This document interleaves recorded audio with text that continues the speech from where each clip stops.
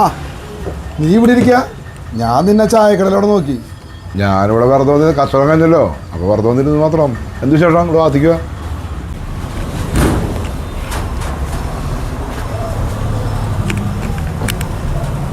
ഡാ, നിന്റെ കടയിൽ നിന്ന് പോയ പണിക്കാരൊക്കെ തിരിച്ചു വന്നാ? ഇനി അവർ തിരിച്ചു വരില്ല എന്നുള്ള പറയുന്നത് സോഷ്യൽ മീഡിയയിൽ ഭയങ്കര വാർത്തയല്ലോ. ബംഗാളികളും ആസാമികളും തിരിച്ചു വരില്ല എന്നാണ് വലിയ വാർത്ത വരുന്നുണ്ട്. ഇപ്പം എന്ത് ചെയ്യാ? എന്താ അങ്ങനെ പറഞ്ഞ ചേട്ടാ? അതെന്താണെന്നറിയൂ, ഇപ്പോൾ എൻ്റെ ഒരു സുഹൃത്തുണ്ട്. അവൻ കേരളം ഫുട്ബോൾ കളിക്കുമ്പോൾ ബംഗാളിന് വേണ്ടി വാദിക്കും, ഇന്ത്യ ക്രിക്കറ്റ് കളിക്കുമ്പോൾ ആസ്ട്രേലിയക്ക് വേണ്ടി വാദിക്കും. അതായത് നമ്മളെവിടെ നിൽക്കുന്നു അത് തിരിച്ചറിയാത്ത, ആ നാടിനെ തിരിച്ചറിയാത്ത ആളുകൾ പലതും പറയും. അത് നമ്മൾ നോക്കേണ്ട കാര്യമില്ല. ഇപ്പോൾ ബംഗാളികൾ വരുന്നില്ല, ആസാമികൾ വരുന്നില്ല എന്നുള്ളത് അവിടെ ഈ ഇലക്ഷൻ കഴിഞ്ഞതിൻ്റെ ഭാഗമായിട്ട് പറയുന്നതാണ്. നമുക്കൊരു രാഷ്ട്രീയമില്ല, എന്നെ സംബന്ധിച്ച് ഒരു രാഷ്ട്രീയമില്ല.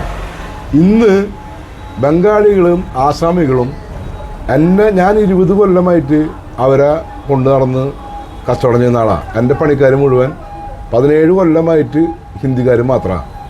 എൻ്റെ പണിക്കാർ 17 കൊല്ലമായിട്ട് ഹിന്ദിക്കാർ മാത്രമാണ്.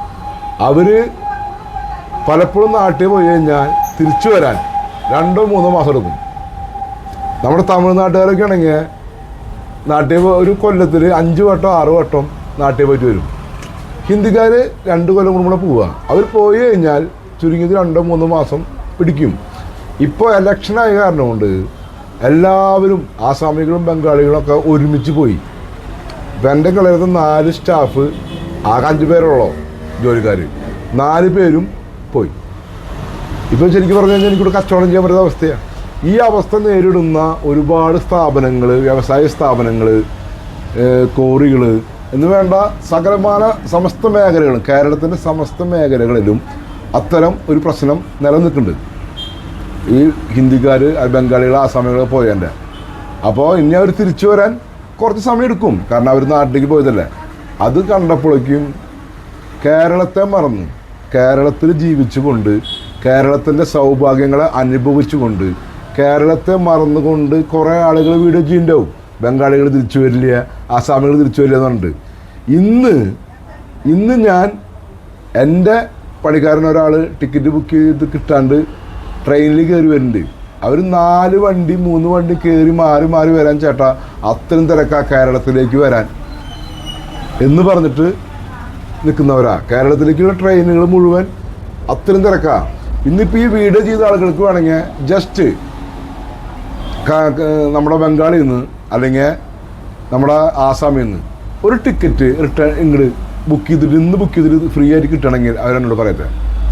ഇന്ന് ബുക്ക് ചെയ്യാൻ ചെന്ന് കഴിഞ്ഞാൽ 2 മാസത്തേക്ക് ടിക്കറ്റ് ഇല്ല എന്ന് പറയും. അത്രയും തിരക്കാണ് കേരളത്തിലേക്ക് തിരിച്ചു വരാനുള്ള തിരക്ക്. ഇന്നിപ്പോൾ നമ്മുടെ പണിക്കാരൻ രാജു തിരിച്ചു വരുന്നത് ട്രെയിനിൻ്റെ മുകളിൽ മൂലയ്ക്ക് ഇരുന്നിട്ടാണ്. അവൻ ആ വീഡിയോ കാണിച്ചു തന്നെ. ഞാൻ വേണമെങ്കിൽ നിങ്ങൾക്ക് കാണിച്ചു തരാം. അത് ഞാൻ അവനെ വീഡിയോ കോൾ ചെയ്തപ്പോഴുള്ള ആ സ്ക്രീൻഷോട്ട് എടുത്ത് വെച്ചിട്ടുണ്ട്. അത്രയും തിരക്കാണ്. ഇനി കേരളത്തിലേക്ക് അവർ വരാതിരിക്കാം. ആ കേരളത്തിലേക്ക് അവർ വരാതിരിക്കാനായിട്ട് കോൺഗ്രസ് ഭരിക്കട്ടെ, BJP ഭരിക്കട്ടെ, കമ്മ്യൂണിസ്റ്റ് ഭരിക്കട്ടെ, അല്ലെങ്കിൽ പ്രാദേശിക പാർട്ടി ഏതും ഭരിക്കട്ടെ, അവർ വരാതിരിക്കും. ഈ കേരളത്തിൽ കൊടുക്കുന്ന ശമ്പളം അവിടെ കൊടുക്കണമെങ്കിൽ, ഇന്ന് ഹോട്ടലിൽ ഞാൻ പൊറോട്ട അടിക്കുന്നവന് 1000 ശമ്പളം കൊടുക്കുന്നുണ്ട്, 1000 രൂപ. ഇവിടെ പുറത്ത് പണിക്ക് പോകുന്ന ഓരോ മെയ്സന്മാർ 1400-ഉം 1500-ഉം ശമ്പളം മേടിക്കുന്നുണ്ട്. 3000 രൂപ ഡെയിലി ശമ്പളം മേടിക്കുന്ന ഹിന്ദിക്കാരൻ മരം മുറിക്കാൻ പോകുന്ന ആളെനിക്കറിയാം. ഡെയിലി 3000 ശമ്പളം മേടിക്കുന്ന ഹിന്ദിക്കാരൻ മരം മുറിക്കാൻ പോകണനാ. അവൻ മരം മുറിക്കുന്നത് അത്രയും സക്സസ് ആയിട്ടാണ്. അതുകൊണ്ട് അവനെ 3000-നും 3500-നും വിളിക്കാൻ ആളുകളുണ്ട്. അങ്ങനെ അത്രയധികം ശമ്പളം കിട്ടുന്ന ഈ കേരളത്തിൽ നിന്ന് വിട്ടുപോകാനായിട്ട് കേരളത്തിനേക്കാൾ കൂടുതൽ ശമ്പളം കൊടുക്കുന്ന ഒരു സംസ്ഥാനം ഇന്ത്യയിൽ ഇനി രൂപപ്പെടണം. അത് ഇന്നില്ല. ഉണ്ടാവുമ്പോൾ കേരളത്തിലേക്ക് വരാതിരിക്കും.